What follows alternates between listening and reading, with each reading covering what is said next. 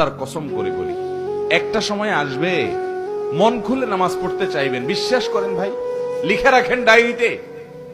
আপনাকে যদি আল্লাহ হায়াতে বাঁচিয়ে রাখেন, যুবক ভাইয়েরা, তরুণ ভাইয়েরা, একটা বয়স আসবে মনে চাইবে একটু রবকে মন খুলে সেজদা দেই, একটু লম্বা করে রুকু করি। পারবেন না, অসুস্থ হয়ে যাবেন, রোগবালাই ধরে ফেলবে। বাবারে, সে সময় আসবে না।